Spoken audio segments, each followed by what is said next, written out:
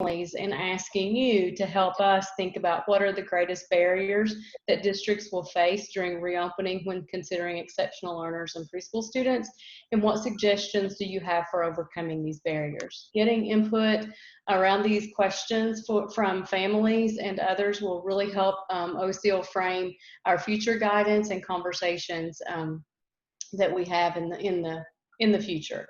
I do want to say that most of our guidance is shaped from guidance that we received from the United States Department of Education's Office of Special Education Programs. And as you know, that this can change.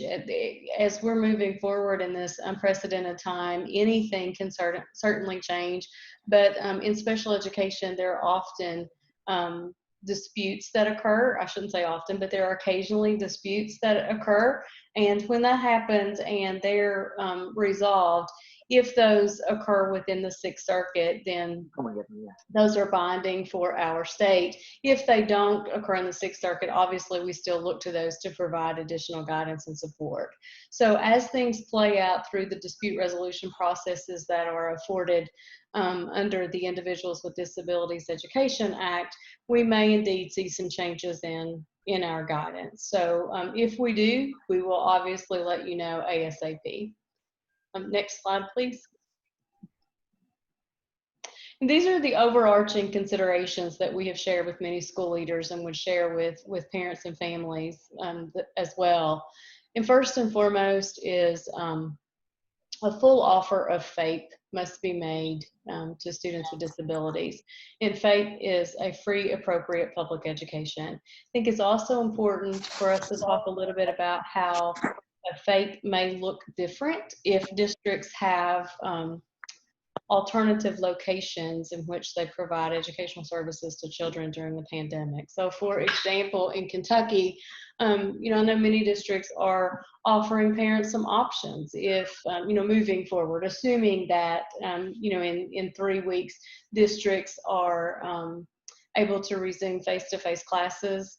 I know you probably saw today the governor provided a recommendation during his 4 o'clock briefing that districts were asked to postpone face-to-face instruction until the 3rd week of August. So moving forward, you know, many districts are playing out what this may look like if families choose face-to-face options, or if a family chooses what we refer to in Kentucky as a non-traditional instruction model, which is a remote learning style or virtual learning. Things are often completed over the can be completed over the internet or different sources of technology, or even paper, pencil, packet, low-tech types of resources, depending on what's available. Or some districts are offering a hybrid model in which they're offering some face-to-face and some virtual. So in thinking about what location as parents or families may choose for their students, it's important to realize that FAPE may look very different. So for example, if a student receives speech language services twice a week in a small group setting in a face-to-face environment, that may not be able to occur online through a NTI model, a non-traditional instructional model. So that student may receive one-to-one speech language services over remote learning or through remote learning, which may be less, and you may be it may be that the ARC determines to do the admissions and release committee. I apologize. I need to back up and make sure that I say the words for all the acronyms. But the ARC team may determine that 1 time per week, one-to-one, affords the student with the same benefit as 2 times a week did. So even though the frequency may be less for the services, the intensity may be more, thus resulting in appropriate services for that student. But again, those are decisions that should be made at the ARC team meetings with parent involvement and input. And as we look at the way in which school districts are providing FAPE and the changes that will occur simply as a result of trying to make all the necessary public health accommodations due to COVID, it's important for districts to be able to share with parents what level of support is being provided to students with IEPs. So what level of specially designed instruction, that intense instruction that occurs from special education teachers to students, what can parents expect? Is the student going to receive that 2 times a week, 3 times a week, every single day? And all that's contingent upon student needs and the data that supports that. Same thing with supplementary aids and services, accommodations, modifications.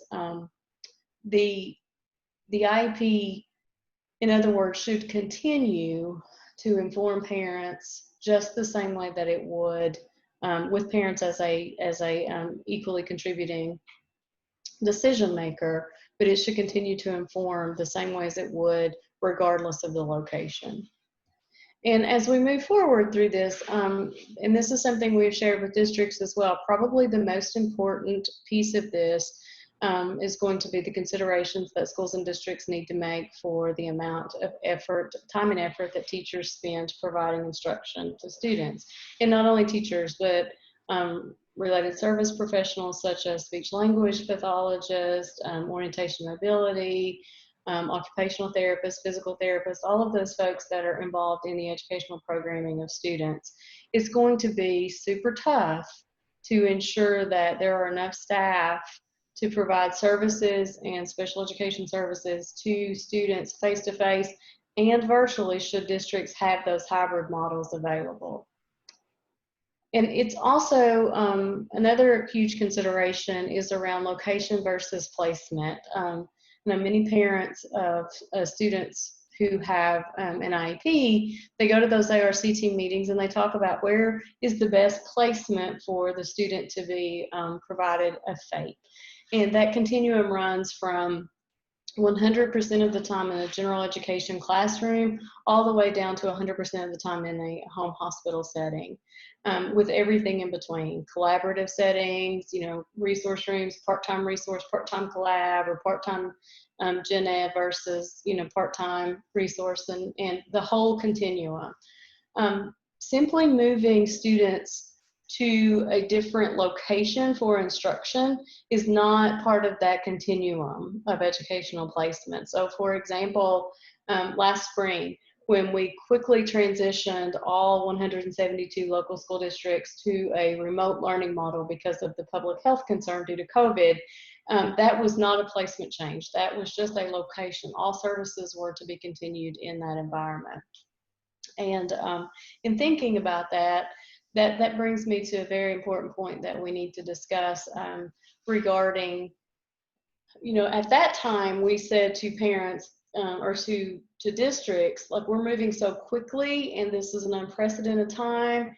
It's not required to have ARC meetings for all of this transition because it's just happening in light of COVID, but to make a good faith effort in continuing IEPs as written as best as you possibly can, but communicate with parents, communicate with families. If there are going to be changes, parents need to know that. Fast forward to where we are today in August, and know that that's a little bit different today because we've had some time between March and I say August, it's July, but we're almost there and we'll be there before you know it. But fast forward from March to, the end of July, and families as well as schools have had some time to get together, think about educational programming options, think about the location in which they may choose for their children to receive their services, and then convene those ARC meetings to make some decisions. And the last bullet really is about districts ensuring to meet those maintenance of eligibility requirements, and that's a financial requirement under the IDEA, and it's really primarily for districts. It really won't impact families that much, but basically there's a requirement under the IDEA that districts must continue to provide the same level of monetary support using state and local funds from year to year. And so as districts move forward and they are in receipt of CARES funding and things of that nature, we are encouraging them to continue to ensure that they continue to provide the same level of support that they have in the past. Next slide, please.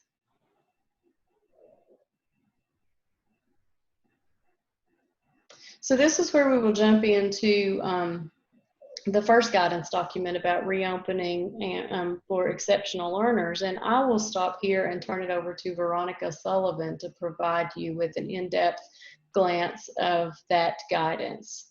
Veronica, are you on the line? I am. Can you hear me? We can. Okay, let's hope that continues.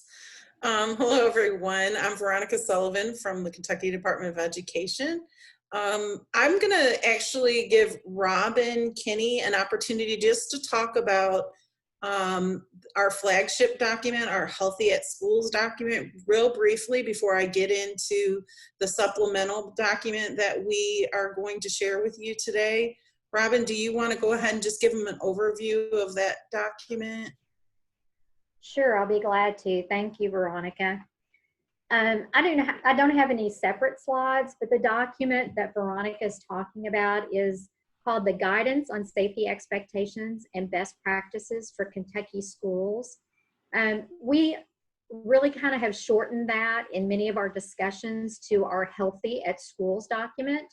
I'm sure many of you have been aware or have heard either in the governor's press conference or other communications about the coronavirus pandemic that there are numerous guidance documents from across the Commonwealth. Some of those are Healthy at Work, and it guides certain operations of retail or businesses. And likewise, we wanted to have one that was for Healthy at Schools. Really, the document focuses and is divided into two large types of requirements, and I'll call those expectations. And these are minimum expectations from the Department for Public Health that local school districts should follow. And then there is another group that are more either best practice or recommendations. So thank you very much for pulling it up on the screen. This document, as I indicated, was put together in conjunction for the Department for Public Health.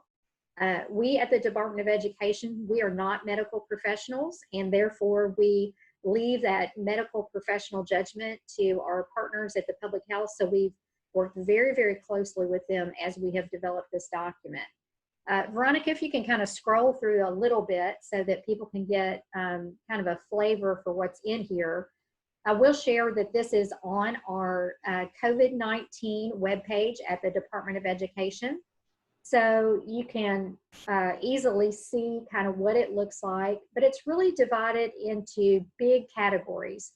And you'll see that it is visually very friendly for families. So you can see exactly what the contents are. But there are certain categorical topics. You just saw the one on social distancing and what is required as far as social distancing either on the bus, in our classrooms, and anytime that our students and staff are together. The other big area is face coverings, and that is part of what we are now becoming accustomed to calling personal protective wear.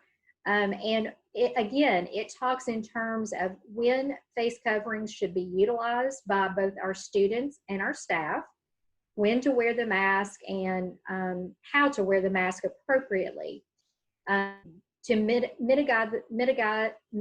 the risk of transfer of the coronavirus. So again, you can see on the screen kind of the different ways to wear that mask. We also talk about screening and school exclusion from the context of temperature taking. We have issued certain minimum requirements of when students, as they arrive either on our buses or at our school property, taking the temperature and asking those questions about the criteria of some of the coronavirus type symptoms. And then when something is detected, when a student does have that temperature that's greater than 100.4, what does the school need to do to, isolate that or quarantine that student or isolate that student, and then the measures that they need to take to make sure that we mitigate that spread again.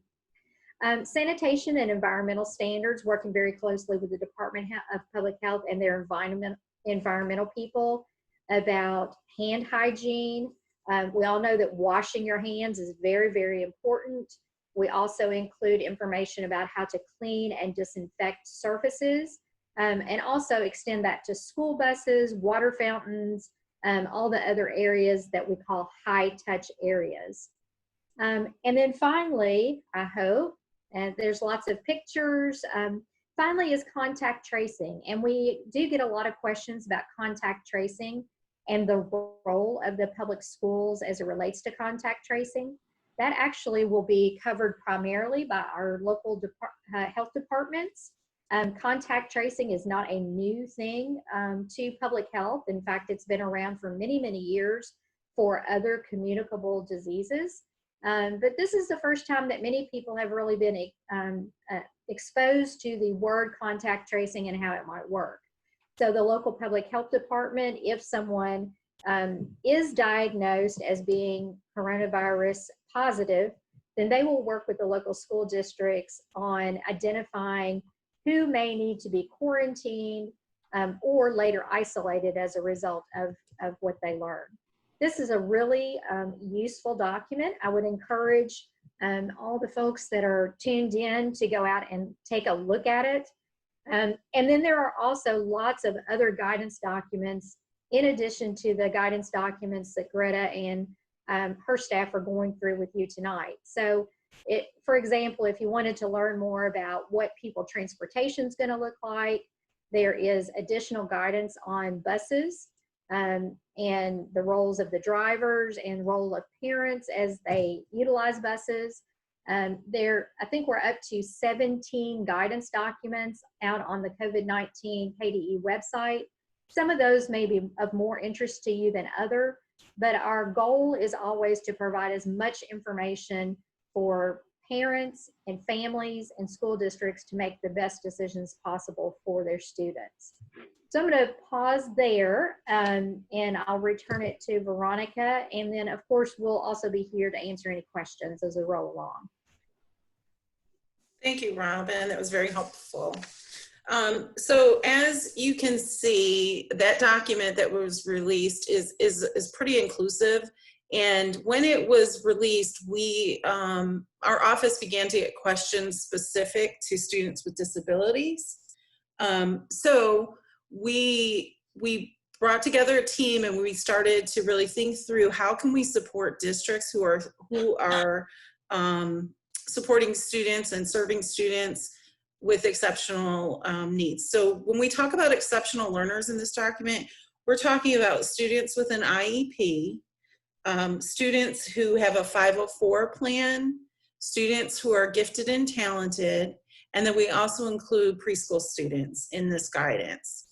So basing our information off of the document that Robin just shared with you, as well as information from the CDC and other resources. Again, like Robin said, we are not medical professionals. We're really just trying to help districts understand how to support those students and their staff during the pandemic. So the document's organized into 4 main sections: reopening considerations, there's a special education question and answer, or a preschool question and answer, and then some resources. Next slide, please. So I'm going to talk today to give you just an overview of the reopening considerations section of this document. And in this section, what we did is we tried to help districts as they were developing their reopening plans to really think about those exceptional learners and what they may need to do. So we gave scenarios and then some strategies for the districts to think through, thinking about differentiating instruction when teaching students to social distance. This is going to be new for students, and some students may need multiple methods of reinforcement, prompting. So we give them a list of ideas and strategies to use with those particular students. And again, it's not exhaustive. It's not an exhaustive list. We've been saying that to our districts, but we just wanted them to have a place to go to start to begin to think about that with their students and with their staff. Then the next thing I'm going to talk about is what to do when students require close proximity, closer than the 6 feet. So we give some scenarios in the document, and some of the scenarios include assistance when toileting, some hand-over-hand assistance when providing instruction, physically transferring students, feeding a student. And in those cases, we talk about the appropriate personal protective equipment, or PPE. And one example is, we give an example of when the staff member is working with a student to change them, what should they wear? And there have been a lot of questions about whether or not a clear face shield is sufficient. And in the information that we have uncovered states that you would need a face shield and a cloth face mask in order to be safe, as well as we suggest using like a surgical gown or some sort of cover, but also that those students need to be wearing a mask when they're in that close proximity so the student remains safe as well. So that's the kind of information that we provide about the close proximity. And we also encourage the schools to really think about individual students, because they know their students and they know what that student may require as far as the level of support. And we ask them to think about ways that they can work with that student in close proximity safely, and to contact their local health department if they're unsure about what to do. And with our younger students, our preschool classrooms, we give them a calculator that was actually released in one of those guidance documents that Robin talked about. We have multiple guidance documents out there for reopening considerations. And in that document, it provides a calculator so the districts can put in the number of students and then the square footage of the room that the students will be in. And it helps them calculate how many students can safely social distance within that particular classroom. And then we provide some information for what we call itinerant staff, or those related service providers, your speech, your OT, or those staff members who travel from place to place, maybe classroom to classroom, or potentially even building to building, on what to do and how to remain safe in those instances. We also talk about special transportation. So some districts are giving parents the option of actually transporting their child rather than having their child ride the school bus. But if a child has special transportation on their IEP as a related service, then the parent is entitled to reimbursement for providing that transportation to the school. That's for those students who have special transportation as a related service. And then we ask districts to really think about when they're implementing their plans, thinking about food preparation and snacks. Some students may actually have in their IEP that they need a snack, or in their 504 plan that they need a snack or drink. And one example would be if, because of the pandemic, they decide that they're not going to have any food or drink on the bus, for example, that there are particular students who that is in their IEP, and the district will need to consider that and notify the staff, the bus monitor, the bus driver, and make sure that that food or drink is available to that student if it's something that they need. And then we talk about instructional experiences in the community. We all know that that is a great strategy for instruction, and it's an authentic strategy, but based on the information that we have, we really want to limit community-based instruction for those students. So going out into the community, if there's another way to provide that authentic instruction, maybe with a temporary virtual alternative until things begin to clear up as far as the pandemic goes. Next slide. So Greta did talk a little bit about least restrictive environment versus change of placement. So that is in the reopening consideration section of this document as well. But we also want to remind districts that in a very small number of cases, there may be some students that when they do return to face-to-face instruction, they may need to have an ARC meeting in order to determine if a change of placement needs to take place. But that would be for that committee to decide on. But we just don't want them to think that just because we talk about location versus change of placement, that there may not be those individual instances, those small number of students who may need that to be revisited.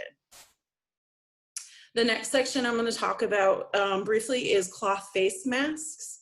There is guidance within that Healthy at Schools that Robin talked about, where it talks about a medical waiver. So we just really expanded on that a little bit more and talk about if a parent were to present with a medical waiver, that the district does not have to have an ARC meeting for that to occur for those students with IEPs, that documentation is sufficient for them to begin to implement that immediately and allow that student not to wear a mask. And that can be written by any medical professional that the student sees.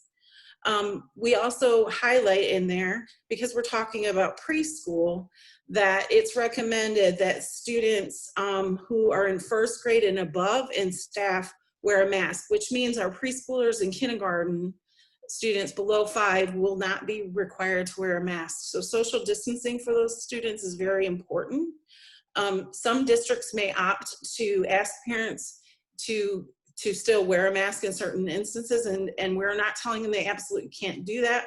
We're just informing them of the guidance as far as the age goes. Also, in some circumstances, and we do mean a very small number, we do want districts to be aware that there may be some students who, because of their disability, may not be able to wear a mask. And so an ARC can be held in those instances to discuss that about those individual students. The next part I'm going to talk about real briefly is the health policies. So we provide the districts again with strategies and scenarios, and we want to remind districts to really be thinking about our exceptional learners and our young preschool students when they are developing their plans for those temperature screenings, and really thinking about what is developmentally appropriate wait time for those students. And if a student is not able to tolerate waiting in line, what is your plan for those students? Are you going to put them at the beginning of the line? Are you going to do it in a separate location? So really starting to get them to think about that. We also talk about when they're assessing students, or when students are using materials that may have multiple students touching it, some strategies for making sure that's safe as well. We talk about centers in a preschool classroom. Again, that's the multi-touch situation. And in that circumstance, we give them some strategies for ensuring the safety of those materials and ideas of ways that they can still continue with that center-based learning, but make it safe for those learners and for that staff. And then we talk with them about contact tracing. So a lot of times students may have multiple service providers, again, speech, physical therapy, occupational therapy, who see those students. And so you know, whether a district decides to keep students in a single location, or if they decide it's okay to move them around, we just want to remind the districts to really think that through, because typically they don't necessarily keep a schedule of exactly where Miss Smith has been. So we want to just remind them to really think that through. You know, where has Miss Smith been and what has she touched? And the same with those students who are moving around. Next slide.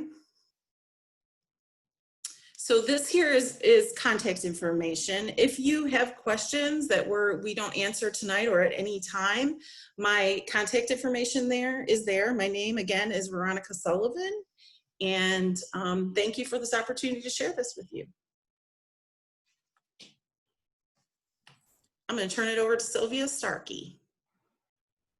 Hello, my name is Sylvia Starkey, and I'm the director of the Division of IDEA Monitoring and Results. So in our division, we do a lot of, monitoring of special education programs. We look at the results for students with disabilities and things like that. Today, I'm going to go over for you a guidance document that we developed around compensatory education and extended school year services. When we first started to talk about those things, there was a lot of confusion between the two. And so this document is designed in a way to help you understand the differences and help teachers understand those as well. The guiding question for this part of the presentation is just to be thinking about what supports do you feel like districts will need when they're determining compensatory education and extended school year services for students. And also, think about what supports do parents need as well. I'm going to take you through the document. Instead of going through this overview slide, I'm actually going to pull this over and let you guys look at it. Let me make it a little bit bigger. So when you look at the document itself, it's first laid out, there's a table of contents and then there's an overview. The first section is really about free and appropriate public education, which is what we call FAPE, during remote instruction. What does that look like? It goes through all of those things. The next section is really about compensatory education and what is the history around compensatory education and some of the terminology issues. We also talk about extended school year services and an overview of some, landmark cases in extended school year and what we learned from those. The next section is compensatory education versus extended school year. And if you look at it, it's really a side by side to determine the differences. The hope is that when you look at them right next to each other, it'll help you to delineate how they're similar and how they're different. Additionally, after that, there is a one-page document that is important things to remember. So it talks through compensatory education and ESY. It's a great thing that you could pull out and carry with you to help you when in those conversations. And then again, at the end of this document, it talks about question and answers. There's two sections. The A section is really about compensatory education. And when you scroll further down, there are questions in the B section about extended school year questions as well. So when we talk about a free and appropriate public education, it's important to remember that regardless of the instructional delivery model, whether it is fully virtual or some sort of hybrid or fully in person, regardless of how districts are delivering instruction to students, local school districts remain responsible for providing a free appropriate public education or FAPE to students with disabilities. That was not waived, so it's important that they still are providing that to students. As a result of the inability to provide face-to-face instruction, there may be certain special ed and related services that are difficult or even impossible to provide during times of remote instruction. A good example of this is things like orientation and mobility services. So a lot of times those have to be face-to-face in order for them to be successful, and so they may not be possible to have those kinds of services in a virtual environment. When special education and related services are not provided in accordance with the IEP, regardless of whatever reason it may result in a denial of FAPE. And I think it's important here to look at the may. It may, but it also might not have resulted in a denial of FAPE. Anytime that a district does not provide FAPE to a student, the remedy for failing to provide FAPE is compensatory education services. The goal of compensatory education is really not to punish the district. The goal is really just to place the student in the position that he or she would have been in otherwise had there not been a denial of FAPE. There's also a section that really talks about terminology, and this is a really important conversation. There's a whole lot of discussion around terms like post-COVID instruction, recovery services, unfinished learning, and then there's also a debate about whether or not we should call it compensatory education or call it something different. The Office of Special Education and Early Learning is really discouraging districts from shying away from conversations around compensatory education discussions. There may be times where staff feels uncomfortable using that terminology. There's a school of thought that it is negative to the parent-district relationship to call it those things, that the district really didn't do anything intentionally, but they were forced into a situation. So if they were to use alternate language, it's just really important to acknowledge that any kind of services that are designed to place a student in a position that he or she would have otherwise been in, but for the lack of educational benefit resulting from a denial of FAPE, really just is compensatory education services. When you think about it, the Office of Special Education Programs has even called it compensatory education. And so we, just fell right in line with those. When we talk about compensatory education, you won't find it in the Kentucky administrative regulations. It's really defined by case law. And like we said before, punishment of the local district is not the purpose of compensatory education. It's typically awarded as the result of an IDEA. So the IDEA is the Individuals with Disabilities Education Act. It's typically awarded as the result of an IDEA dispute, or sometimes it's given as a voluntary remedy by a district or a student's admissions and release committee, which we call ARCs. So should a district know that there was some sort of service that they were unable to provide, they will typically log those services and then offer them later as a compensatory education. So that is something that sometimes you'll see. It's really important that compensatory education awards are reviewed on a case-by-case basis. You wouldn't see some sort of blanket, everybody gets this amount of compensatory education. There may be students who don't need any at all, and there might be students who need a lot. And it really will just depend on the needs of the student and the amount of services that were able to be provided during any kind of remote instruction.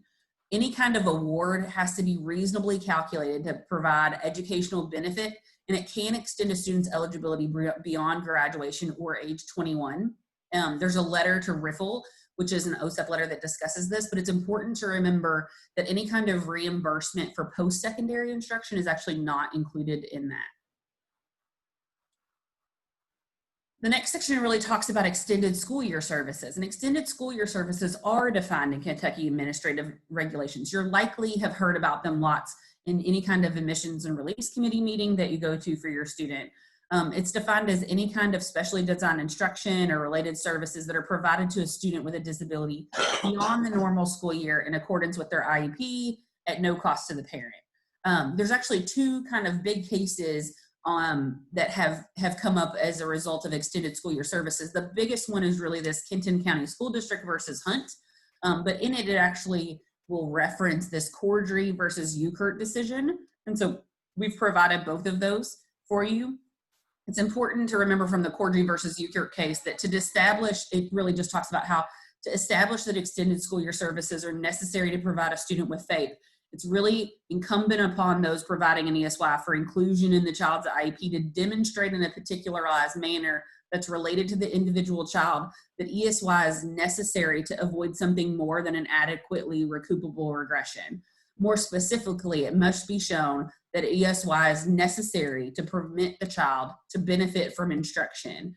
So it's really about recoupment without regression. When you look at the next section, the next case, the Kenton County versus Hunt, really talks about how admissions and release committees really must consider that student's individual tendency to regress. So have they regressed before? Is this something that we see after every break? What does their prior regression look like? So we should be looking at times before this to see what did it look like. What is their ability to recoup those lost skills? How long has it been? And any kind of progress that they've made so far towards their educational goals. It's important to remember when you're talking about extended school year services that nearly every student regresses after any kind of summer or extended break. So we would anticipate that students would come back from remote instruction with some sort of regression. But not all students with disabilities qualify for ESY. So if you remember back to the Hunt case, it's really about regression without recoupment. And so students who qualify for ESY typically have a likelihood of significant regression, slow recruitment, and the ARC is really responsible for planning that the type, location, and amount of services that are to be provided by the student. Those decisions are made by the ARC on a case-by-case basis. And it's really important to remember that local school districts may not limit the provision of ESY services to students with specific types of disabilities, and they can't also unilaterally limit the type, amount, or duration of those services. My contact information is provided on this slide. Again, my name is Sylvia Starkey, and feel free to call me anytime if you have questions or you want to talk through compensatory education.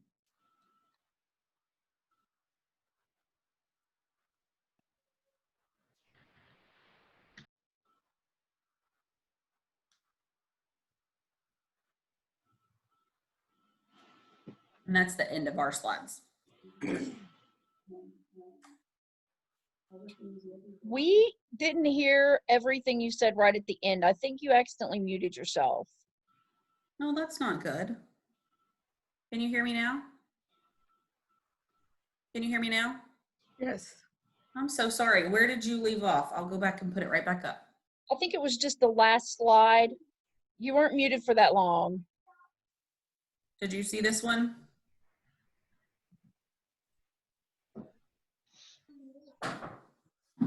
We saw the last slide. We just didn't hear what you were Perfect. saying about it. Okay, I'll talk about it again. So it's just really important to remember that nearly all students regress after summer or extended break. So we would expect that after any type of remote instruction or any kind of virtual instruction that that students would regress a little bit, but not all students with disabilities qualify for extended school year services. Students who qualify for ESY have a likelihood of significant regression and slow recruitment.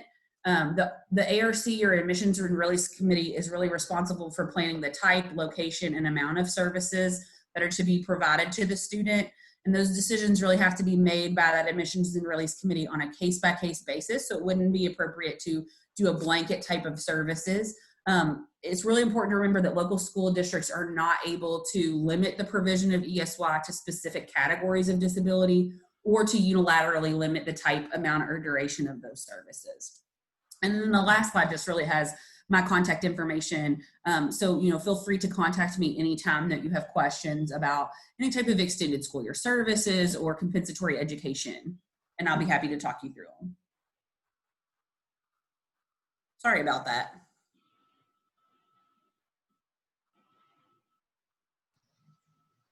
No, that's good. Thank you. You're welcome. I would like to ask a question. Can we open this to, so one of you said that the special education program covers IEPs, 504s, and gifted and talented students. My question is about gifted and talented students. Are they the children who are in honors classes? They may or may not be. Let me back up just a moment, though. When we were talking about exceptional learners, the special education in and of itself wouldn't encompass all of those learners, but the way that the office is structured at KDE is that the Office of Special Education and Early Learning includes supports to students and staff working with students with IEPs and gifted and talented students and preschool. Students who have 504s, that's actually governed by the Office for Civil Rights. And so while we offer a little bit of guidance or a little bit of support, that typically, that's just not in our purview. So as far as students with in gifted and talented, and I may ask Veronica to help, jump in here because that's specifically within her division. But students who are identified as gifted and talented have a gifted student service plan, and they may or may not be in honors classes. Typically they are, but there are plenty of students who are receiving classes under the honors umbrella who may not have a gifted and talented service plan. Okay. Thank you. You're welcome. Greta, this is Melanie. Can you hear me? Yes. Oh, okay. My question, and thank you. That was a lot of information. I was trying hard to absorb it all. I did see that you're talking about like transportation. You're trying to make accommodations to districts. One of the questions I had is in regards to access, because not all families. And this is going to be this is my grandson. Hello there. He might start waving in a minute. That's okay.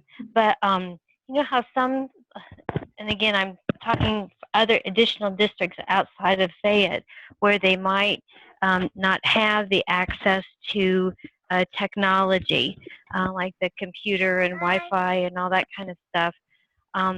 What are districts being what information is being shared with districts to tell families what their options are in terms of trying to have that technology if things are all being remote and either I don't have the amount of money to be able to afford that contract, or I live in a holler, and for whatever reason I don't have access to that technology. Are there options that districts are considering to help families be able to access remote learning?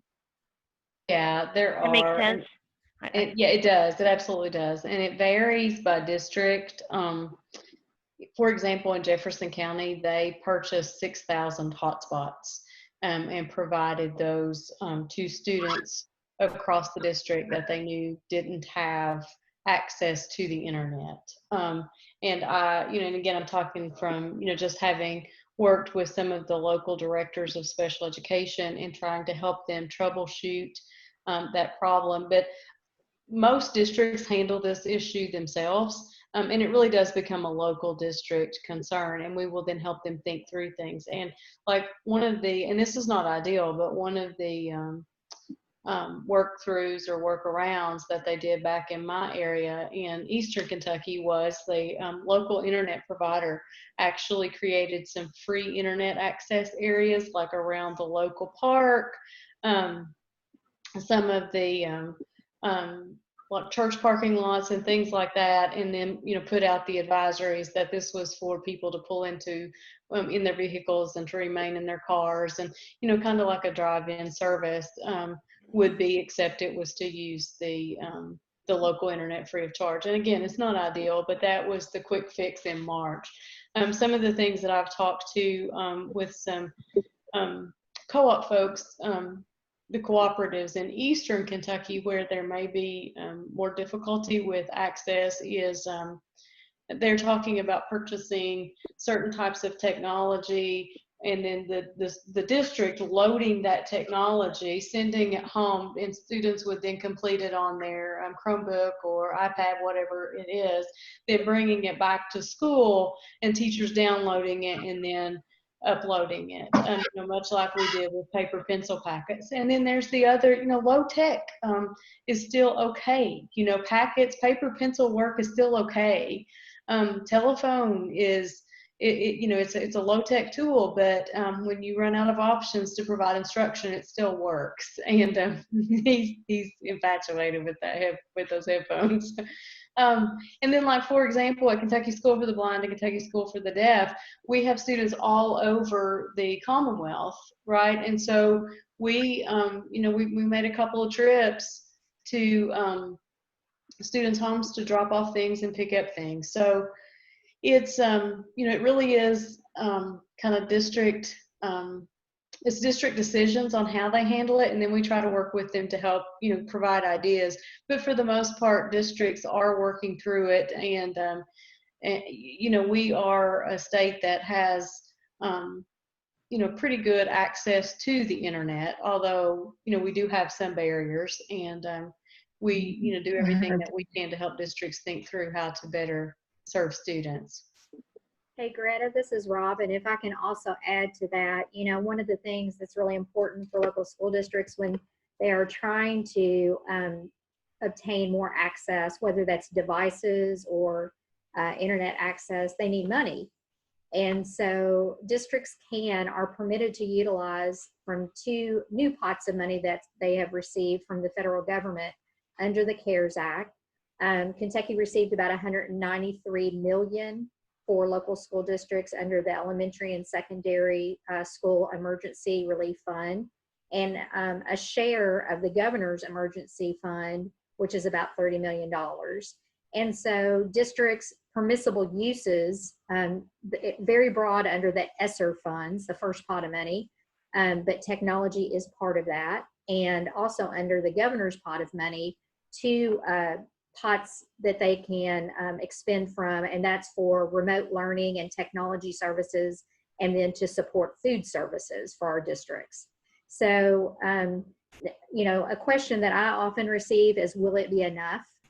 And I fear that it will not be enough, but it's really hard to know how enough is when we don't know how long this is going to last. But as we have seen districts prepare for reopening in August, they really have embraced trying to get more devices into students' hands for both their general population and also their special education population. So we are encouraged by that. Thank you. That's just a worry I have. And sorry to ask questions about other counties in the state. I just, because we all, the other question, just to tag on to it, and if I'm talking too much, people tell me to shut up.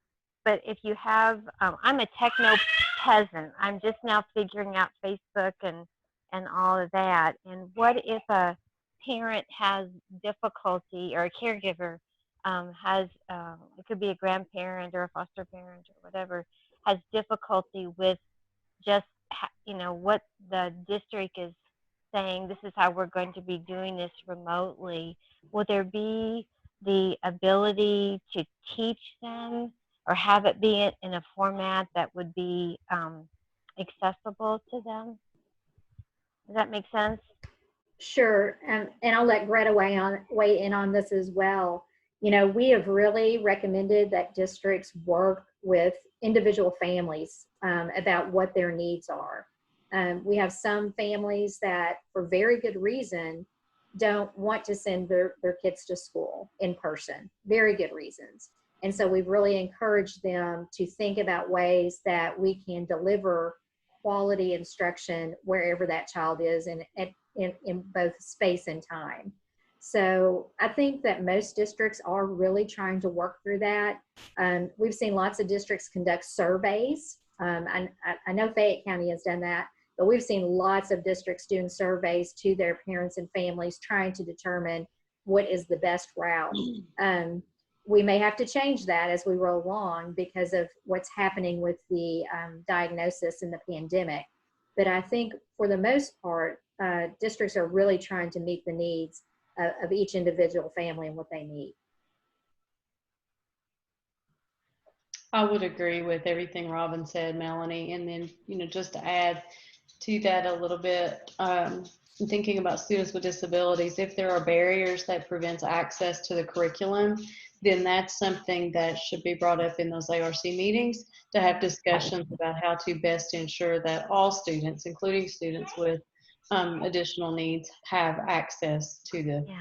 Yeah. I think I do think that's going to come up, but I think it's so individualized. I'm glad. So in the IEP meetings, those are going to be done via Zoom, like this format, right? Is that safe to say? Is that because I've been on a couple of meetings, and this is what it looks like, like couple people on the screen. Is that kind of what you're suggesting to districts and make sure? Yeah, at this point, I'm sorry. My dog is behaving poorly. My toddler's behaving poorly. Yeah, so at this point, we're not advising any in-person IPT meetings to be conducted. We are advising schools and districts to continue with Zoom or Microsoft Teams meetings as much as possible. We understand that there are some situations. We've had this question come in repeatedly, and I'm sure it's on the minds of many of you about what about reevaluations that require face-to-face. And we're advising districts to work with their local health departments to determine, how to move forward on those. And initial assessments for the little guys, like that is, as we talk about it, I keep thinking of, oh my gosh, here's another issue, because access or entry into preschool or special ed in general, are those assessments going to be done via Zoom, or will they not be done in person? Is that safe to say? I don't want to make any assumptions, but so what, if a child's referred by the early intervention to preschool, and they usually do, they gather data and then they do an initial assessment, will that happen not in person, but via the technology? There were a few flexibilities that were provided. And I don't know, Veronica, if you want to talk about the flexibility for three-year-olds that are entering Part B services. But basically, students can continue to receive the services that they're receiving in what's known as Part C, which are the infants and toddlers. And then, again, that IEP teams are going to have to make some tough decisions, and they're going to have to plan those evaluations and do what makes sense. And one of the things that we've said to districts is that now's the time to think outside the box. If you can't do observations in a preschool setting or in a school setting, then perhaps you can do some online observations in the home. And students may not be with same age peers, but they may have brothers and sisters, or you can examine how they're interacting even with adults in the home and go from there. And again, it's not ideal. It's not what we would ever recommend if we weren't facing this pandemic, but we have to first and foremost consider the public health crisis. Thank you. So many things to think about. Wow. I have another question. So the experience that we had last year, and my grandson is in Madison County, so we're talking about outside of Fayette County. When we first went to NTIs, to the extent that we went to NTIs, now Madison County had NTIs before for snow holidays, so he had the experience of doing it, but it was for a day or two. When they closed the schools, the first week or so, he did very, very well because a lot of it was review and he had learned it already in school. When it was time to learn new information, he became very hostile, very angry. He wasn't cooperative. He wasn't helping in any way. And my niece, who stands in for me, went to the school district to try to get the special education department to help him. So I have two questions. One is, he has already displayed anger about going back to school and having to do NTI. So he already knows he doesn't want that. He wants to go to school and he wants to be in school. I don't know what Madison County's program is. I haven't heard, but I'm sure it's similar to Fayette County, or will be, but I don't know. And the second thing is, what are you doing as far as case managers are concerned? So he had a case manager last year who he's familiar with and who worked with him, and now he's going into a school situation. Generally, he gets a new case manager, but he has no relationship with this person. I don't even know. I don't know if he would know the person from school. I haven't had an IEP, so I don't know who the case manager is. But what is the special education department's recommendation in that kind of a situation?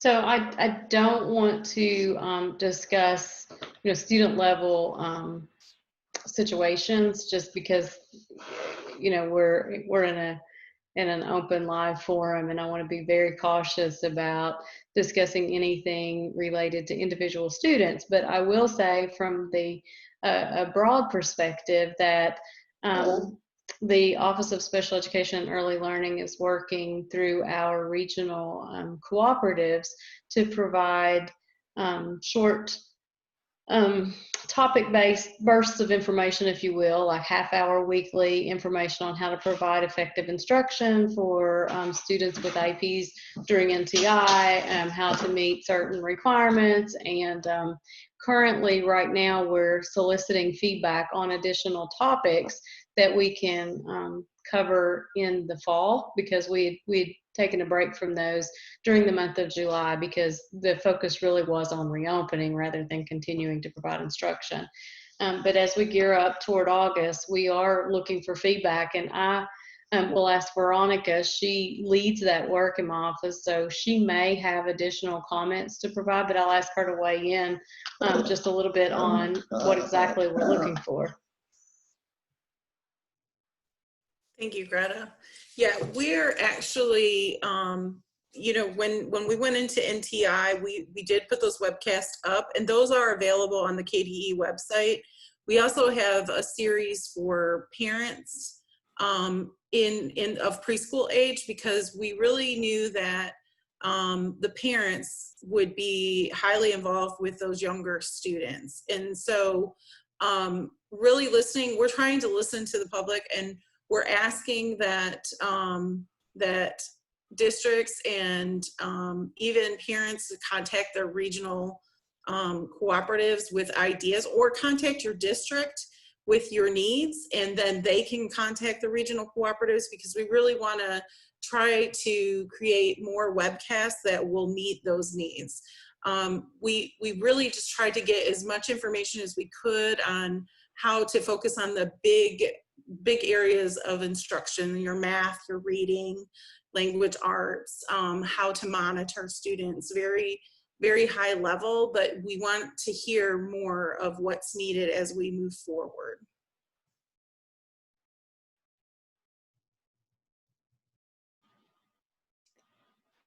Can I say something? Yes, absolutely. So I have talked to a lot of parents who had the same experience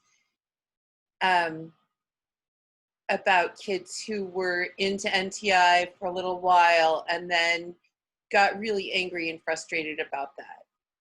And I don't think that your grandson's experience is unusual. And I'm not really hearing solutions in any of the stuff that I'm reading. But I think that that's an area worth addressing. And I don't know if it's a matter of not having peer feedback on their work. But that's a deal. And then I also think that, like, we are having a problem having our entire apartment being a Zoom studio. And, you know, we're homeschoolers, so we're flexing.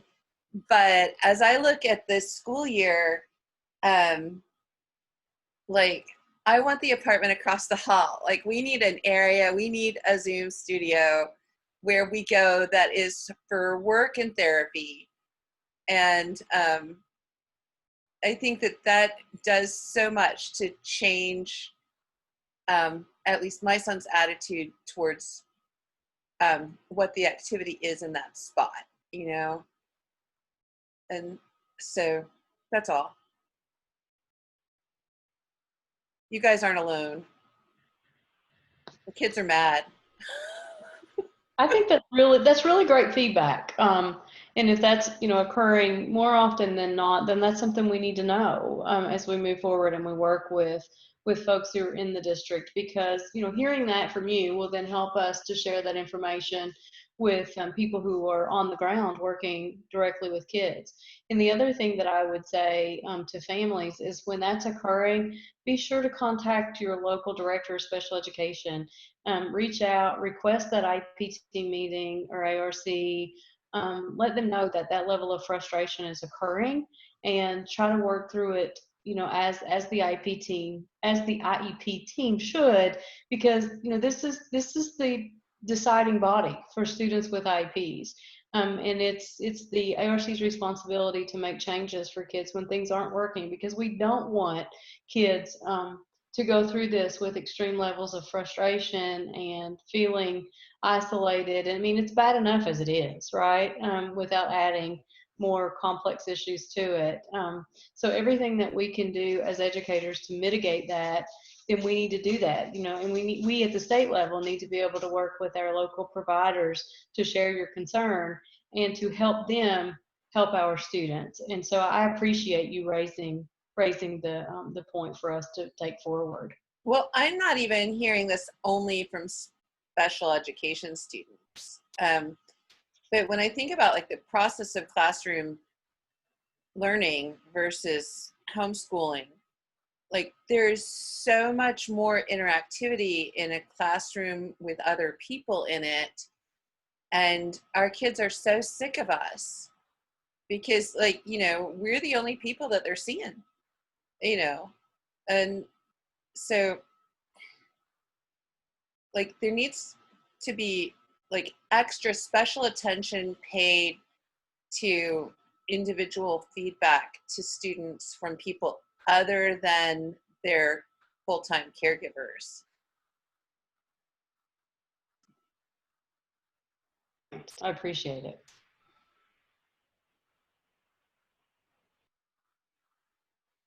And that's a really great point, Lisa. Because I think that that's what, I mean, we're personally experiencing that challenge now. And then you get the young child that is kind of has a mental concept of what you use a computer for, you know, and when all of a sudden it's, you know, very specific for lessons and whatnot, might be very aggressive and agitated and you know what I'm saying, that just being able to sit and attend, I just think that's a great, you know, very challenging skill for many children and youth. And I hope there's plans being put in place to begin to address that, because you've also got families that may be able to, you know, kind of navigate that, but then there might be others that they don't know how to do that.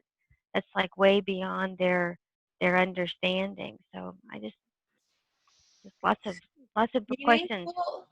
Meaningful recognition of work is a highly specialized skill. Yeah. So we need a handout on how to praise a learner within the context of the learning objectives of that particular assignment, and it should come along with every assignment. That's really good feedback, because that was going to be one of the questions that I asked you, is in thinking about how do you communicate with families, and how, you know, what would be helpful. In other words, what solutions could, you know, be presented to help to deal with this. And so I think that's really good feedback. The only thing that I would then ask, and this is, you know, just talking this through, meaningful feedback for every single assignment.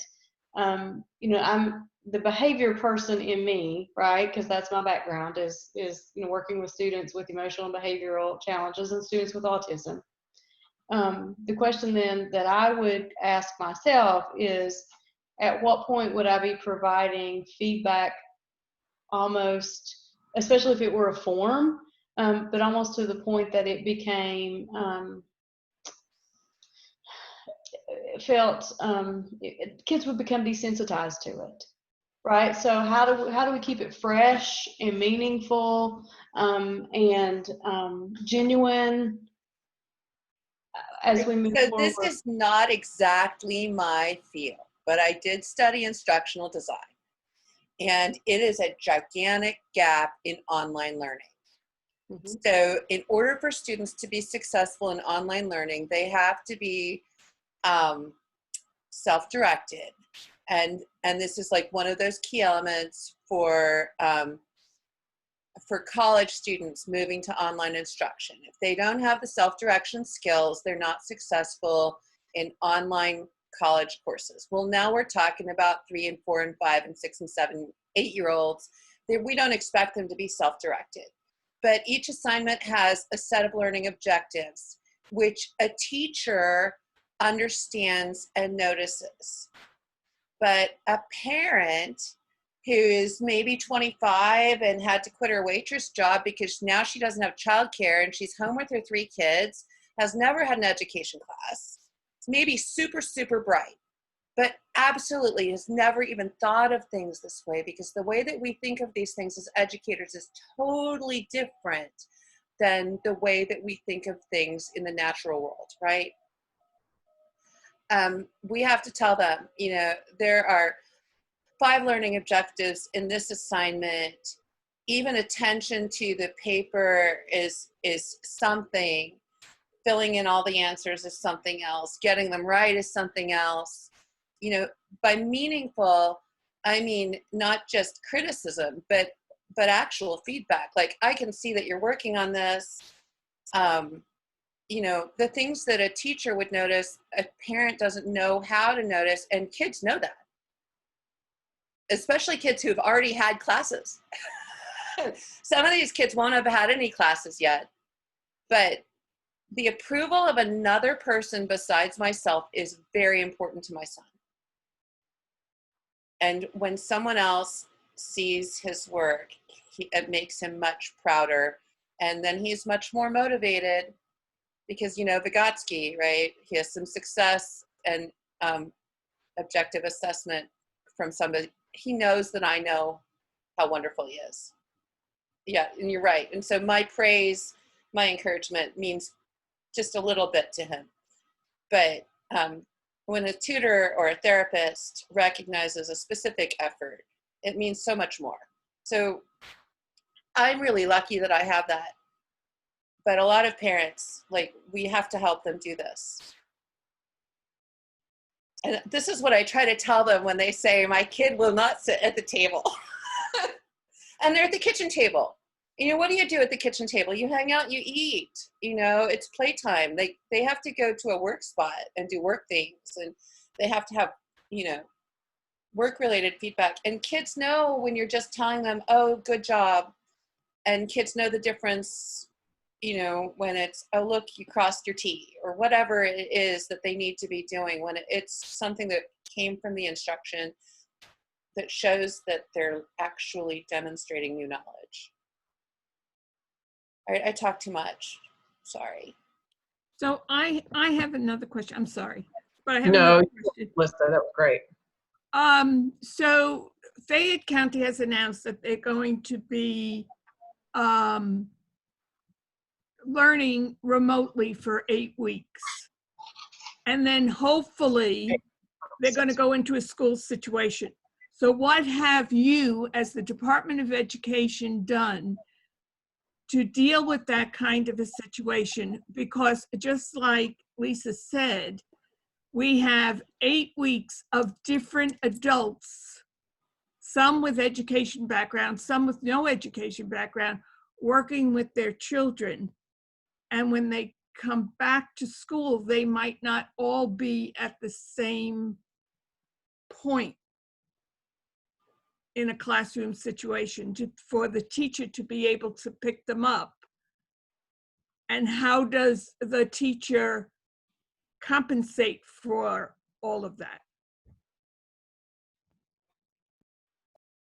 It's a really good question, and I think a lot of that's going to be part of the struggle that we're working through. A lot of states that other state directors that I work with, they are referring to what we may perceive as the COVID slide, which is a really interesting way of thinking about this, right? We talk about summer slide all the time, and just how much kids will regress naturally in that period of time without instruction. But now, because of COVID, we fully expect that kids will have what some people refer to as a COVID slide, and there will be some regression as a result. Districts have been encouraged as they develop their NTI plans to really think about this and to plan. Each district submits an NTI plan to the Office of Continuous Improvement and Support, and they are required to think through these types of things and to include that within their plan. Our responsibility in the Office of Special Education and Early Learning comes then to what else additional supports, what other needs do students with disabilities or exceptional learners have? And this is where we come into the conversation to then focus on all of the components that you just heard from Veronica Sullivan and Sylvia Starkey to talk about IP implementation must occur. You don't write IEPs just for convenience of adults because we're doing things differently. We continue to look at the data and the needs of kids to write the IEP and provide the services as written in the IEP. If districts fail to do that for whatever reason, then, even if it's because they simply can't, because you can't provide certain face-to-face instruction during this time, then that becomes a question of whether or not a district failed to provide FAPE, and our compensatory education service is needed. And there will be situations in which students were not provided services in accordance with their IEP, and there were a denial of FAPE. Not every single student with an IEP will experience a denial of FAPE, but there will be some. And then IEP teams come together, determine what the remedy would be, which would be additional services known as compensatory education that can be provided once face-to-face resumes.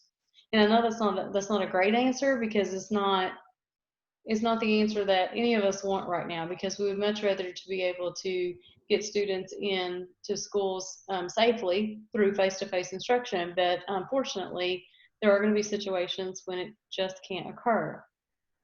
Robin, do you want to add to that? Yeah, I was going to add to that. And let me first issue my disclaimer that I am not an educator. So if I get too far out of my lane, Greta will pull me back in and tell me that I don't know what I'm talking about.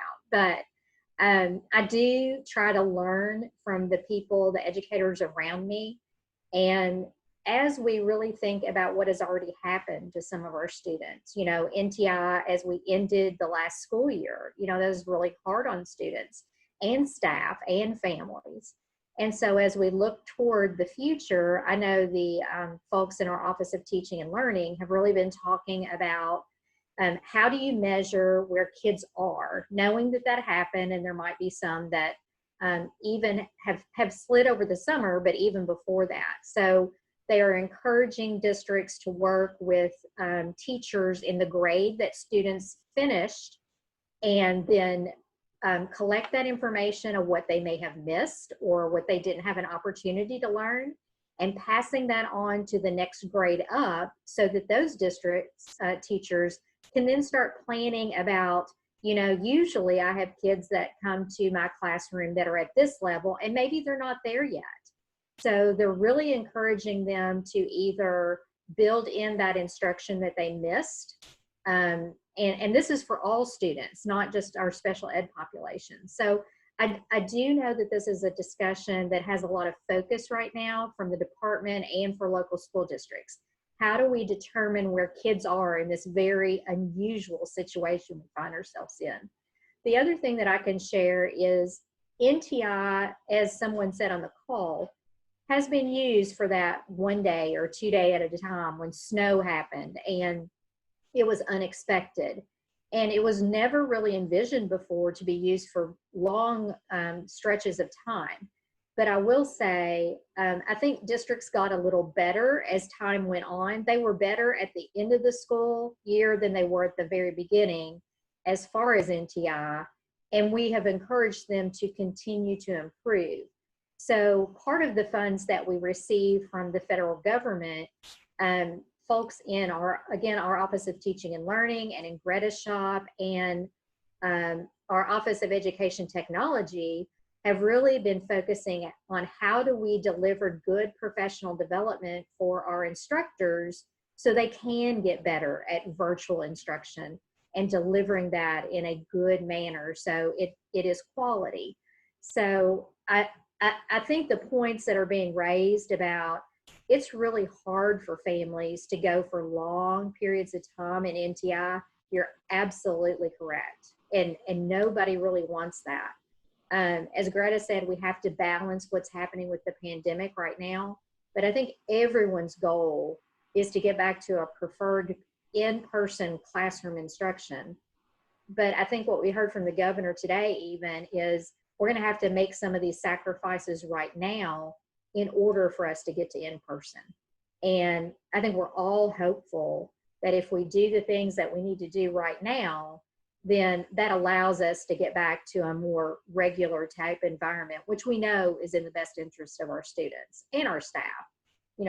Staff are struggling too. I mean, they really want to do what's best for their students, and they're struggling with the best way to do that. So I just share that additional information of some things that I've heard from our educators at both the department and the local school districts in trying to address some of those needs.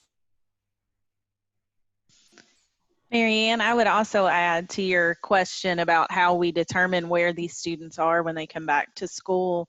There are some additional guidance documents on that webpage that we were describing on KDE's webpage for COVID-19 resources. And they weren't actually written from our office, but out of other offices at KDE, but they might be beneficial for you. There's some on evaluating students' academic readiness when they return to school. And there's also a guidance document on academic reentry. So those might be helpful if that was something you wanted to look at. And if you had difficulty finding those, feel free to email me afterwards and I can send those links to you.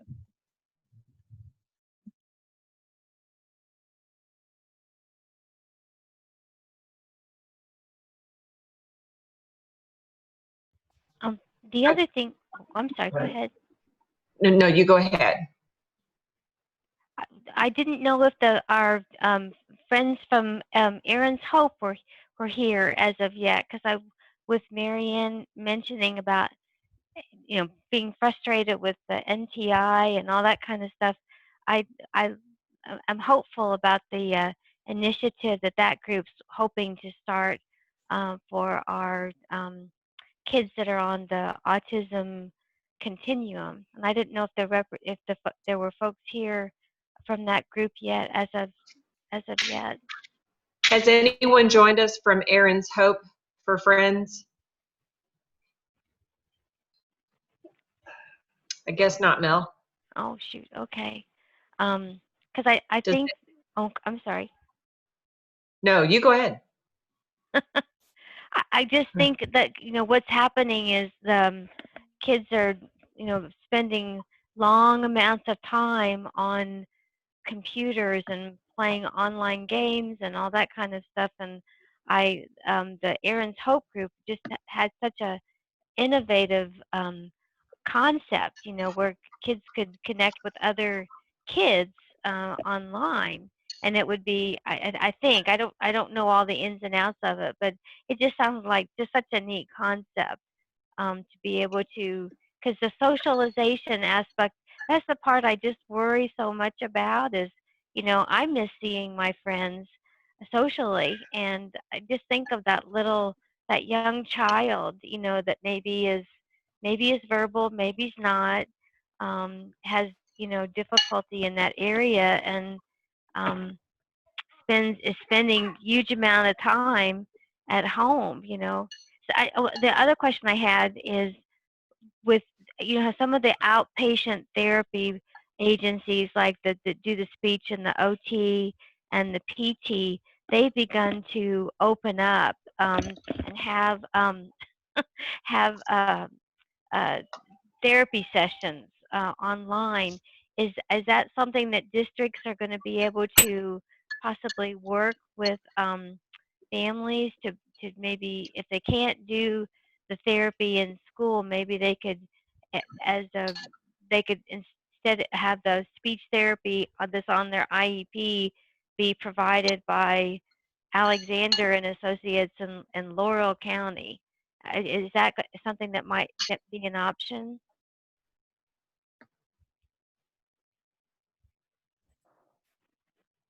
So I think, this is Sylvia, I think it's really going to depend on the needs of the kid and the situation. I think that's one of those conversations that you could have with your ARC committee as whether or not it would be an appropriate compensatory remedy. Okay, all right. So is our district not doing Zoom therapies?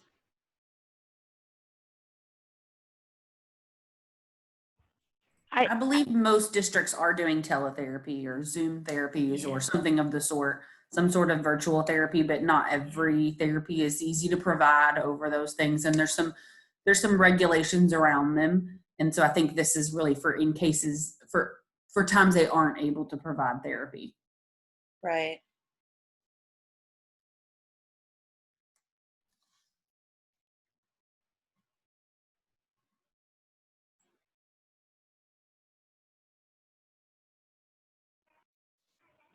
One thing that as we keep moving forward with all of this, I hope that we can continue the conversation, because I would hope that the Autism Society could be a safe place where, you know, families could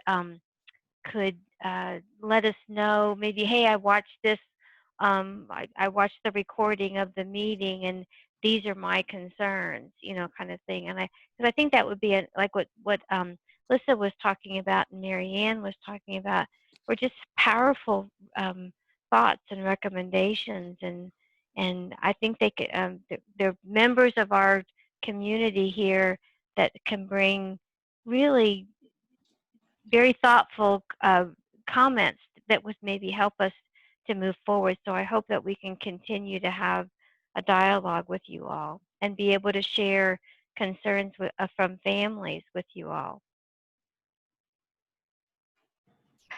Absolutely. We certainly appreciate the invitation to share information with you, and we appreciate you advocating on behalf of students and families, and are very interested in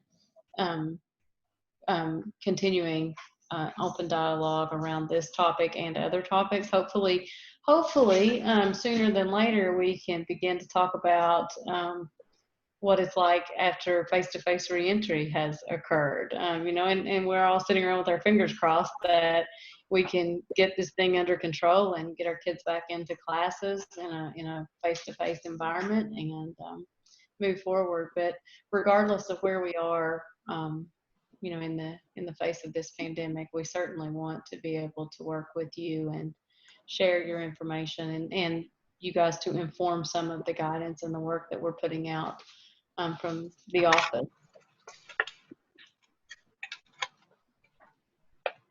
And if there's a way that you can share all the documents that you guys reference, because I thank you for sharing the ones that you did, but I'm guessing that there's a couple that you did talk about but weren't included in the PowerPoint. If we could get those, we'll put it out on our.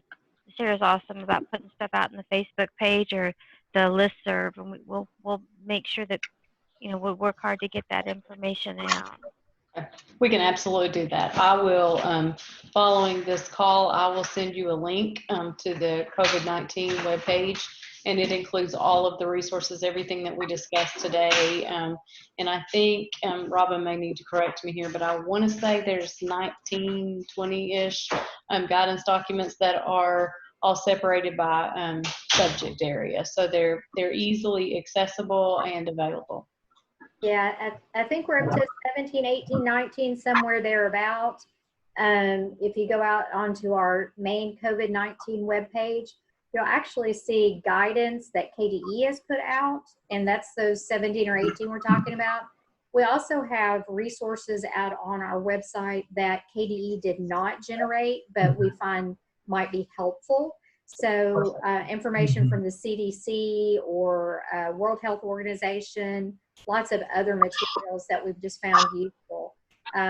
We also have guidance out there from associations. So example, the Kentucky Music Educators Association is one example.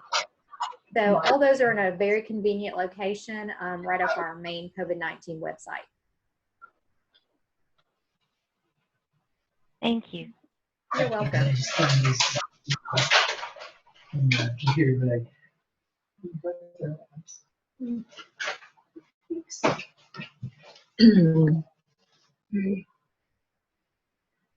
Does anyone else have questions? I just want to say you guys give an awesome presentation, and I really love all of your Zoom backdrops, and I want one of those nifty headsets so bad. Thank you. Especially whoever has the plant. The plant looks really healthy. It's fake. The cactus? Yes. It's fake. It's fake. It's from TJ Maxx. They can get it there. It looks healthy because it is healthy. Any kind of real plant, they just die. I don't have it. It looks good. Perma-healthy. Yeah, the whole Zoom exercise gives new meaning to talking heads. Hi, Hazel. Hi, How are you? I am well. Well, we would like to say that we very much enjoyed being here this evening, and we appreciate the invitation, and we are excited about continuing conversations with you. Very Well, good. we appreciate all of you making the time tonight. I know this was extra time that came out of your free time, and we really appreciate it. Yes, thank you. Okay. And you'd be welcome to stay on. We have some time left, and we can just open the topic up if anybody else has anything to discuss. And all of you, Greta and everyone, would be welcome to stick around for that. But we could probably also free you to your families. All right, I think I'll take you up on that. I just want to know how everybody is doing. Oh, hold on just one second. So you said you'll take us up on leaving us for your families? Yeah. A little family time would be good. So we'll Go take you up home. on that offer. Yeah. But seriously, Yeah. we look forward to continuing conversation. So we will connect with you the next time. You were All really right. Well, great. thank you. Anybody is welcome to stay on, but thank you so much for answering Mel's call and joining us with a lot of great information, really. You have a good night. Continue to stay. Thank you, everyone. You're making all these really tough decisions. Bye-bye. Bye-bye. Thank you. Now, everyone else is welcome to stay on. We do have a few minutes left if anybody has other topics they'd like to introduce. I got stuff. I knew you would. Oh, yeah, like I thought today was gonna be like have tutoring, go to the pool, and like then Marie called me and she's like, "Are you on the EBV Zoom?" And so like I had to go to Zoom, and I spent 2 hours on the meeting about electronic visit verification. Does anybody want to talk about that for the waivers? Sure. Are we all waiver people? It's gonna be. I listened to it. Were you there? I wasn't there today. I listened to something else, but it just sounded. It's kind of hostile towards family caregivers providing service. That's just me. But it's definitely a nightmare. Okay. I agree with that. It's bad. Yeah, it really is. Going to steal money from us, and the idea that if somebody doesn't log on, it's because they forgot. Yeah. That's just irresponsible, and I am so mad. And at the same time, like, I really need a handler to accompany me in these things, because there was this point at which Pam Smith said, you know, I can't remember what I did this morning. And I said, look, I remember what I did this morning, and I'm sorry if you have memory problems, but like, how am I supposed to hold her accountable to the things that she said in phone conference with me 6 months ago if she can't remember what she did this morning? It's bad. It's really, really bad. And I am already selling my son's picture and you know, a view of the inside of my house. And now we want our toileting habits to go out to a third-party company. And you know those devices are going to record everything that happens around them. And why can't we have somebody in Kentucky who designed software that will take the information? And it's bad. Like, can you summarize what I was not able to attend the I think the whole thing was recorded. So meaning so like, parent caregivers are not required to participate in this form of EBV. And this company, TELUS, uses geolocation services. They are not required to do that by Health and Human Services. So not only is this company collecting our data above and beyond what Health and Human Services has requested, but also Like, I've been trying to get them on the phone for 6 weeks since that first thing came out that named the company. And today I got through, and it is really unclear who's the administrator, who's the employer, and who's the fiscal management agency, and who schedules appointments, and who can sign off, and where you are. Like, if we go to dinner and we get home at 9:15 and I start nighttime routine at 9:15 instead of 9 o'clock, like, what happens? And it's really unclear. So if you don't log in from the appropriate device, and they're not putting their app on my phone, which won't even hold Instacart anymore, it's full. It's full, you know, I'm not, like, it's bad.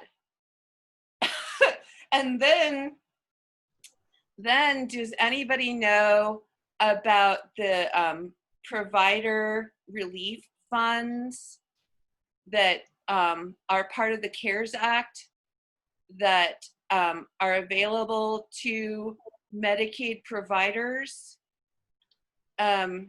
I posted something about it on the listserv. So I have finally tracked down Evan's EIN number, which is something that the ads are required to apply for. And it is for the individual person. And those waiver participants are providers when they are CDO, because they are the employer of record. But because the agency is the fiscal management agent for the CDO participant, they have to apply for this CARES Act money. Well, nobody that I've talked to at the Bluegrass ad knows anything about it. And they have until August 3rd to do these applications, and it is worth 2% of the annual budget. Do you know how much money that is to us? So when I'm talking about my apartment being a Zoom studio, like, we have a shared living room, dining room, and my apartment's pretty big.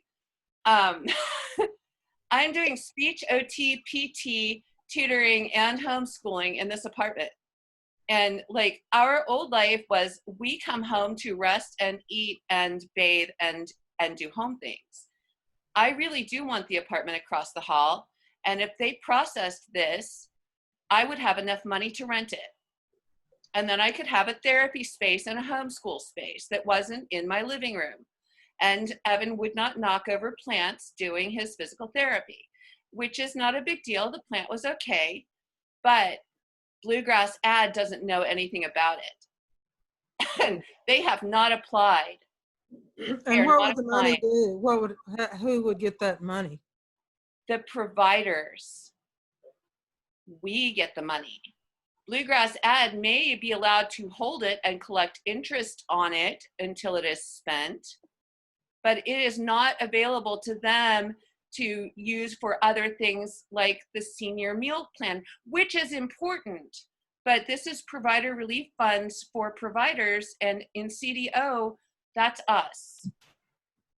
If you're CDO, you're eligible for this fund, but it has to be applied for by the workers would get it, or the families would get it?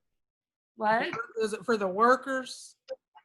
It is for the employer of the workers to cover the expenses, like things like masks. Like, if you have an employee, you are responsible for keeping them safe, just like you are responsible for having workman's comp when you have a staff member come into your home.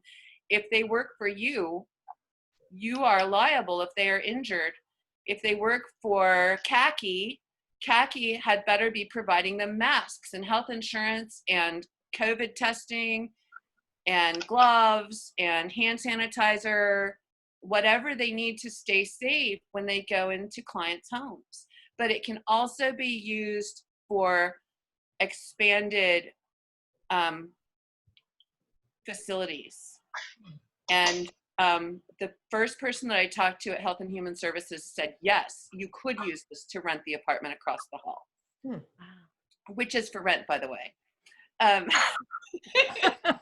I gathered it was a real thing. A real thing, yes. And, you know, we have a shared hallway, and who moves in there, I don't know. It could really make the difference between whether or not we're safe here and whether or not we're not, right? Because the hallway is not 6 feet wide and it's not hermetically sealed. And if somebody is sick across the hall from me, our chances of exposure go up way high. So that's a thing. Anyway, I think that I posted the information on the listserv about these 2 things, but they're really important. I don't know what else to say about that. No, that's a great idea. I mean, we think about workers. Could you use it to pay for workers' comp insurance if you don't have that for your staff right now? Yes, but ask me if I have money for staff that I can't hire right now. Yeah. Or if my one person who was online for respite is not willing to come into our home during the pandemic. And, you know, how do I feel about having somebody come into our home? Like, yes, it could be workman's comp, it could be health expenses. It's the Provider Relief Fund. And if you go to hhs.gov and scroll down a little bit, there's a hand with a coin with a $sign in it. And that's where the information about the provider relief funds are through the CARES Act. And if you click on that and you click on the FAQ and do a text search for fiscal, you'll get to the paragraph that explains why the Fiscal Management Agency, who does Medicaid billing, basically our accountants who do our billing and payroll for us, they're the ones with the Medicaid billing capacity. They have to apply for those funds, but they're not allowed to use these funds within the agency for other expenditures. It is for the individual participants' services. So I was afraid that they had applied for the money and were pooling it. And the first person I talked to said, yeah, they can do that. This person I talked to today said, no, they absolutely can't do that. And so she looked up the EIN and nothing has been filed under that number. So they haven't applied for it.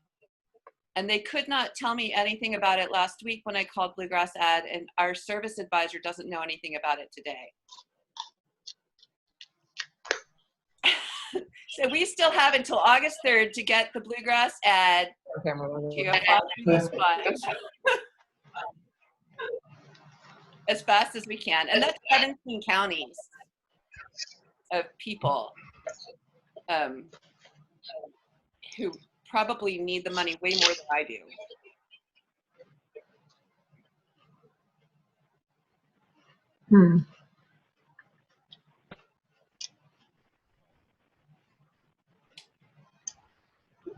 This is the first you guys are hearing of that, isn't it?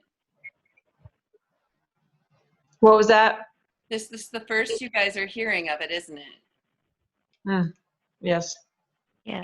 I saw your thing on the listserv, but I assumed it was dealing with people who had waivers. It is. Okay. Or other Medicaid providers. So, like our pediatrician, maybe our people who do therapy, but also waiver participants. Okay. Well, does anyone have anything to add to that?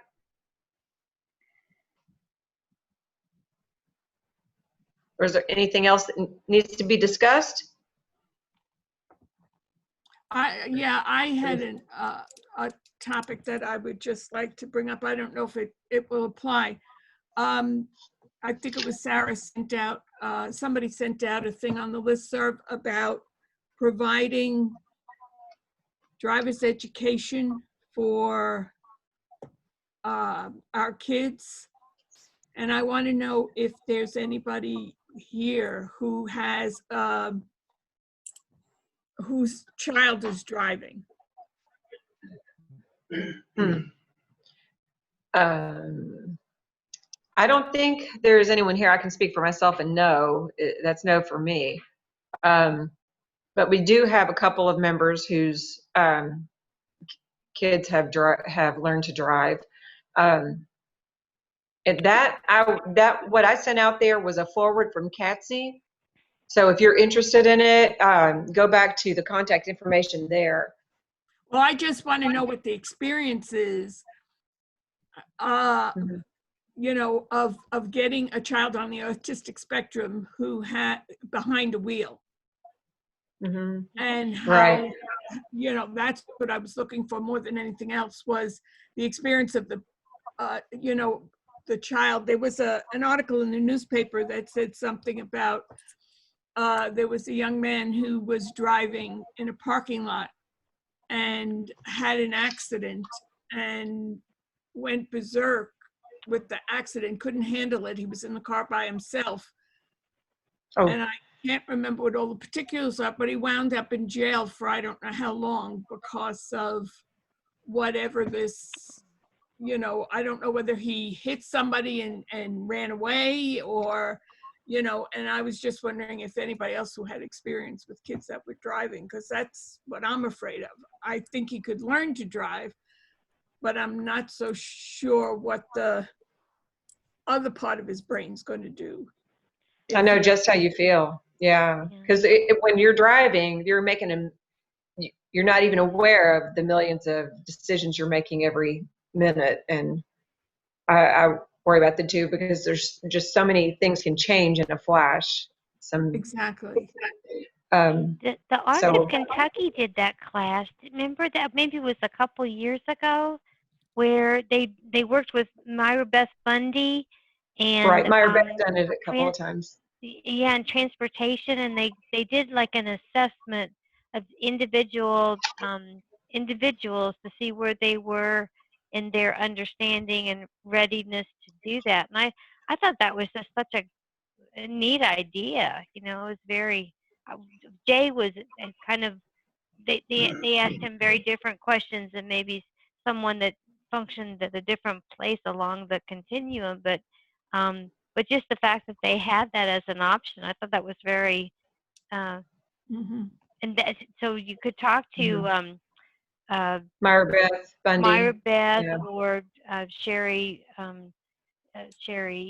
Brothers, you know, and about that, because that I don't know, I can't remember how long ago it was, but it was pretty successful from what I understand, from what I remember. Well, Marianne, even before that, Dr. Bundy over at EKU had a class. They have these once or twice a year they're social group classes, and they surround a topic. And once the topic, it was one of the times that my son did not participate. The topic was driving, and they put them through. It's probably 6 weeks that class goes, and the 6-week course. And at the end, they really.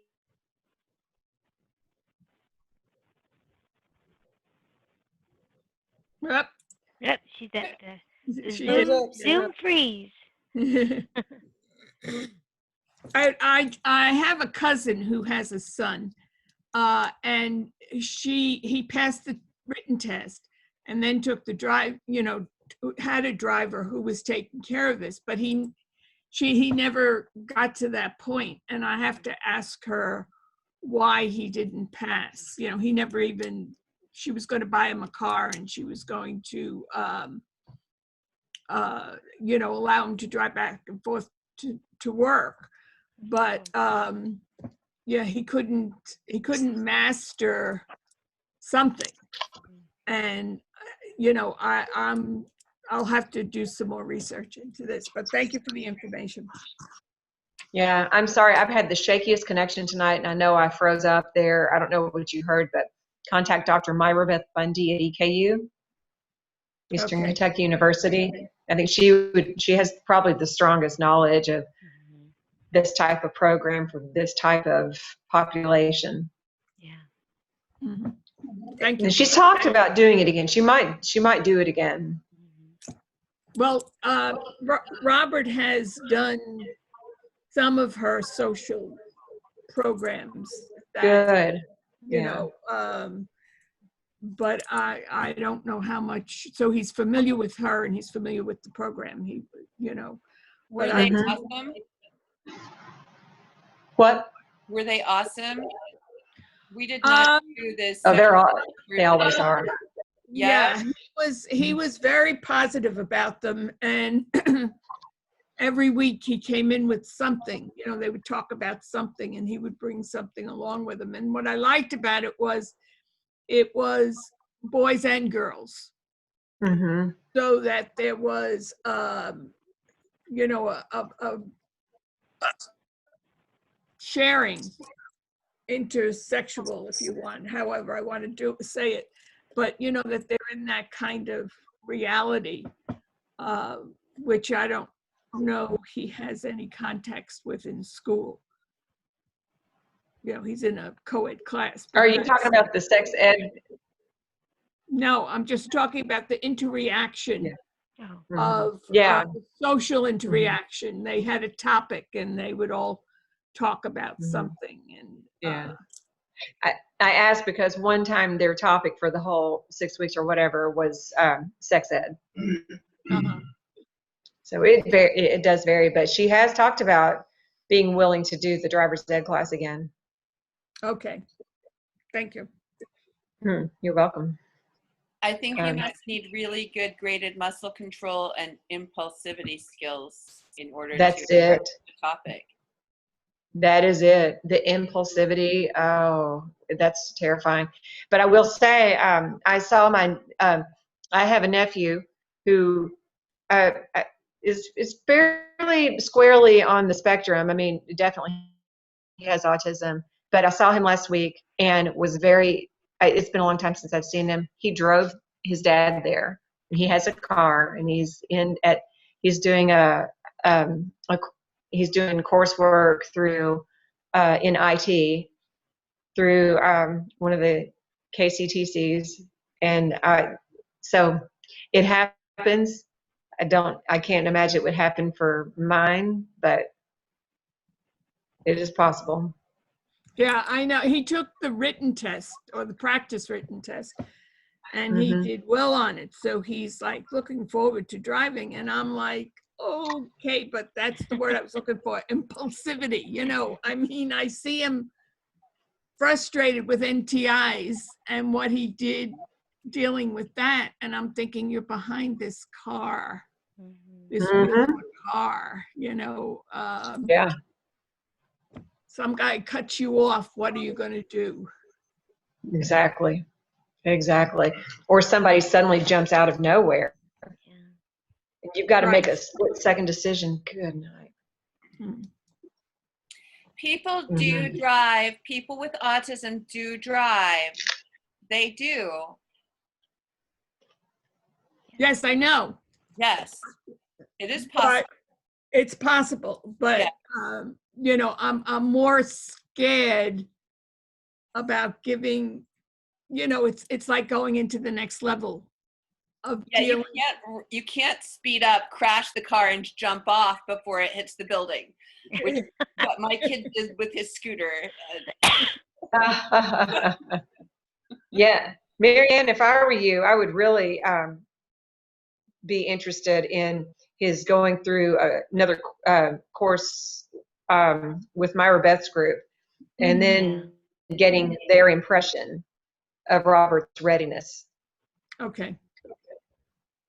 That's what I mean. I would like for her to do it again because I'd love for Hagen to be in that class. Not that I think he could ever be an independent driver. Lowering my voice. But that it's at least 21, right? You have to be at least 21 to drive? No, 16. 16. Mike, 30. I thought it was 30. that you have to be 20. Oh, 30. Yeah, yeah. Yeah. My husband did that with my children. They had to be 18. 30. Well, in New York, you had to be 18 to drive to begin with. And his caveat was you had to be a senior in high school. That was our, he called it state law.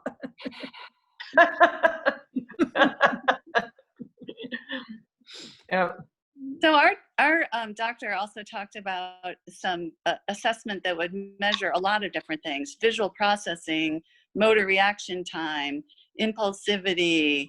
And my daughter has a lot of skills, but boy, when you put all those things together that are needed to drive effectively, there's just, I think, too many gaps. We didn't even do the assessment because once she heard about it, I think she had enough self-awareness to realize there's so many things that have to go right to be safe driving. Exactly. And I understand that. I'm not sure he understands it because he's at the point where 16 is the rite of passage and you can get a driver's license, and it's dealing with where he's coming from, and where he's coming from is to get a license. It doesn't deal with anything else. And if I have an objective, assessment or somebody who says something, then I didn't say you can't do it. Absolutely. I feel like Myra Beth would be the perfect person to not only have the assessment, but also be able to establish the criteria that he would have to meet before being allowed to, and really have knowledge of what can legally be in place for all that sort of thing. Okay. I bet she would be savvier than any of us here about what could be put in place. I mean, because one of the things that I worried about was you put kids in the classes and they're going to have this expectation that you'll get a license soon and they'll be out there. But that didn't ever seem to be an issue from what I've heard. And Patty, I think Jake did that class. I don't know if Patty's still there. Sorry. And maybe it wasn't an issue. Maybe you didn't feel like something about how they presented the material made him realize he wasn't just going to be able to drive. Are you talking about Hagen or Jake? No, I'm Jake. Yeah. I mean, I don't know if he ever thought that was part of the deal, that at the end he would be able to drive, I don't know that he had any expectation of that. And, Jake's just very passive. So whatever happens with him, That's right. So maybe there's somebody else out there who would have had a kid with more of an expectation of it. But I bet you there's something about how Myra Beth presents it all that lets them know we're trying this, but this doesn't mean you're going to, be able to. That you're going to be able to do it. Exactly. And again, it's not me saying it. Somebody else saying it. Yes. I know. That's the most important part. Yeah. It's like Lisa was saying. Okay, I will get yeah. All right. Well, we've gone well past 8:30. I don't know if anybody else had anything to touch on. If anybody, speak now. If you had other topics you wanted to come. Do you guys want to rent Falling Springs for socially distant evening swimming one night? What did you say? Rent what? Falling Springs.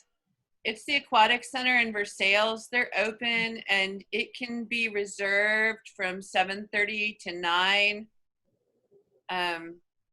We were supposed to go tonight, but there were all these meetings. Like I had tickets actually, and Evan had tutoring and then he fell asleep. So I moved our tickets to tomorrow. It's $3 and they're open for 2-hour blocks, but at 7:30 or 8 o'clock, you can reserve the whole outdoor pool area. It's outside. I had daydreams. I miss you guys. Me too. I would love to do. I would love that, but I don't see any how. Like I've especially thought swimming would be especially difficult to maintain distance. I don't know how you'd even do that. How would we make our kids do that? We stay far, far away. My kid is super cautious. My kid has the rules down, and he's like rolling up the car window when somebody else in traffic is next to us in a car with their window down and no mask. Because he's so smart. Yep. But and I am the one making him go swimming. But we're gonna stay like 10 feet away from other people, and if we're not going underwater, then we wear our masks, right? But I can't let the whole summer go by with no swimming. It has been very weird. Isn't it weird? So Yeah, that being said, it's going to be a first. Falling Springs $3. They only let 20 people in for each 2-hour block. So 20 people and 5 staff is the maximum exposure. And I wonder if you can still hear us when you're frozen. Maybe you can. Do you think she can?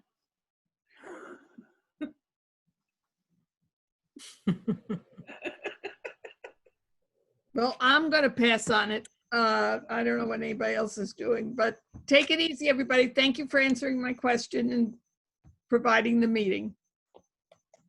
See ya. I have a question about how I get on the listserv. Oh my goodness. You've come to the right place. Okay. So you can give me your email address right now, or you can, or I I'll do can. that. Okay, if you're not, there's not many. So are we ending the meeting?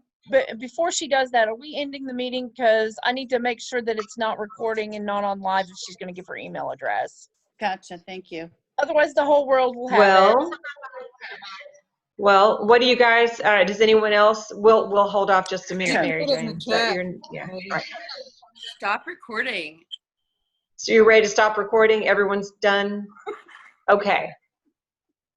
Okay.